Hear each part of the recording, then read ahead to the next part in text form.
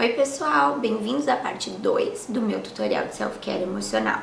Para quem ainda não viu a parte 1, na parte 1 eu explico o que são as necessidades emocionais, por que é importante de suprir elas, e eu começo explicando duas necessidades, a de conexão e a de autonomia. Eu vou deixar o link para o vídeo para quem quiser assistir, e nessa eu vou estar explicando as outras 3 necessidades emocionais que eu ainda não falei para vocês na parte 1 do vídeo. A primeira necessidade que eu vou falar para vocês agora na parte 2 é a de liberdade de expressão de sentimentos. Para a gente suprir essa necessidade, a gente precisa se sentir livre e confortável para falar, sentir e poder expressar também não verbalmente os nossos sentimentos. Para explicar para vocês sobre liberdade de expressão de sentimentos, eu acho mais fácil explicar o contrário, quando a gente não tem essa liberdade de expressão. Tem um termo que a gente chama de invalidação emocional, que é basicamente quando alguém diz que os nossos sentimentos não são válidos. Ou eles não são válidos, ou eles não devem existir, ou eles não são importantes o suficiente para serem expressados. E as pessoas podem falar isso pra gente de várias formas. Tem formas bem intencionadas que as pessoas fazem invalidação emocional, que é aquele exemplo bem comum que as pessoas dizem: ai, não chora, você não precisa chorar por isso, ou a sua vida é tão legal, você não tem motivos para se sentir dessa forma, até formas bem mais ruins de invalidação emocional, que é quando as pessoas ouvem: não chora, isso é coisa de menininha, ou você não pode ficar bravo com isso, você precisa ficar grato pela vida que você tem. Enfim, são formas mais ou menos danosas de invalidação emocional, mas todos esses exemplos que eu dei, todas as formas de invalidação emocional, elas basicamente dizem pra gente que a gente não deveria sentir aquilo que a gente tá sentindo. Então, resumindo, a liberdade de expressão de sentimentos é a gente entender dentro da gente e a gente também ouvir de fora das pessoas com quem a gente convive, com quem a gente expressa os nossos sentimentos, que os nossos sentimentos são válidos, eles têm um motivo para existir e que a gente pode expressar eles desde que seja de forma assertiva. Bom, e na prática, para suprir a liberdade de expressão de sentimentos, a primeira parte é dentro da gente, a gente poder validar os nossos sentimentos, entender que eles são válidos por algum motivo, mesmo que às vezes eles não façam completa lógica racional. E aí na parte de fora da gente, é a gente sentir que a gente tem pessoas ao nosso redor que podem entender o que a gente está sentindo, que podem validar os nossos sentimentos, que basicamente a gente não se sinta julgado enquanto a gente expressa os nossos sentimentos. E por último, é a gente poder também validar e entender os sentimentos das pessoas ao nosso redor, mesmo que elas não façam completa lógica racional.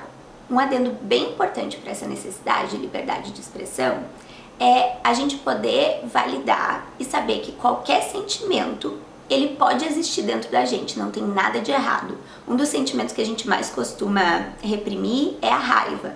Não tem nada de errado em a gente sentir qualquer sentimento, por exemplo, a raiva. Mas sentir e expressar com comportamento são duas coisas completamente diferentes. Então eu posso sentir raiva, eu posso falar que eu tô sentindo raiva, mas eu me comportar com essa raiva, por exemplo, batendo em alguém, gritando com alguém, não entra na parte de validação. Então a gente pode validar que a pessoa sinta algo, mas a gente não precisa e não deve permitir com que essa pessoa expresse esse sentimento em comportamento, por exemplo, batendo, xingando ou gritando com a gente. A próxima necessidade é de espontaneidade e lazer. E sim, para todos os workaholics que estão me assistindo, espontaneidade e lazer é uma necessidade emocional tão importante quanto todas as outras. Ela é suprida quando a gente pode relaxar, fazer coisas que a gente gosta com o único objetivo de se sentir feliz. Para suprir espontaneidade e lazer na prática, a primeira consideração é que é bem importante a gente não se preocupar com regras, com expectativas ou com produtividade enquanto a gente supra essa necessidade. A ideia é justamente a gente se preocupar com relaxamento e com lazer, com felicidade. Eu vou dar alguns exemplos para vocês, mas esse tipo de hobby, de atividade prazerosa, ela muda para cada pessoa, né? Mas pode ser você dançar sem medo de ser feliz, ou ir em algum lugar e falar muita besteira com seus amigos, poder rir à vontade, aproveitar. Ou algumas coisas de relaxamento, tipo ler um livro na praia, fazer alguma coisa que te deixe mais tranquilo. Lembrando que o objetivo é suprir espontaneidade e lazer, é você poder ser você mesmo, você poder se divertir sem preocupação com outras coisas.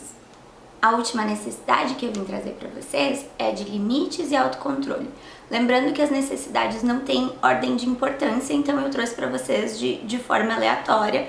Essa de limites e autocontrole é tão importante quanto todas as outras. Para explicar limites para vocês, eu vou separar em duas partes: limites em relação a nós mesmos e limites em relação às outras pessoas.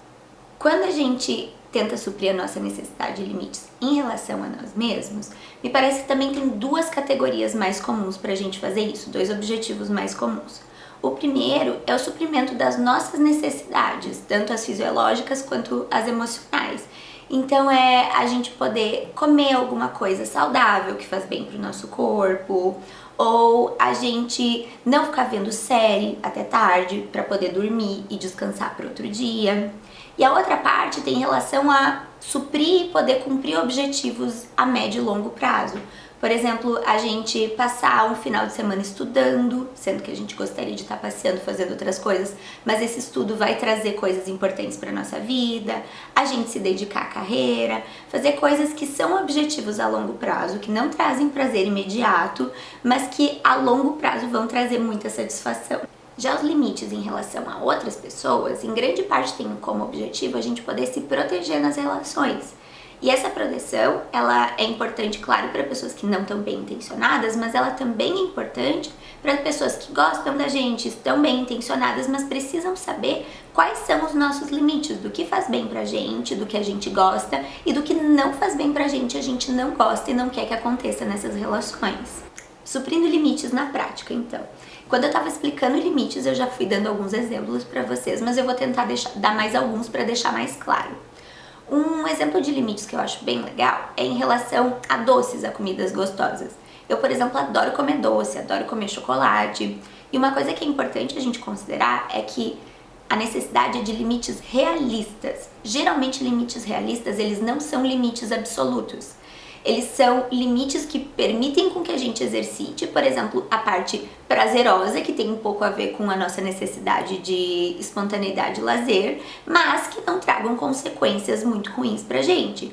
Então, na parte de doces, eu me permito comer doces, eu gosto de fazer isso e não é algo que eu preciso segurar, que eu não precise fazer, mas precisa ter uma limitação de quantidade para que isso não me faça mal, não me faça passar mal, não me traga nenhum resultado negativo a longo prazo. A questão de limites em relação aos outros é de muitas vezes deixar claras pequenas coisas que não são tão legais pra gente, que não fazem bem pra gente.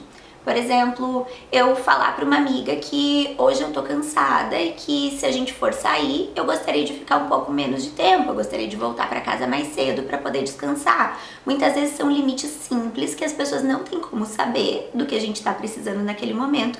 E se a gente deixar claro, em muitas relações isso não vai ser um problema.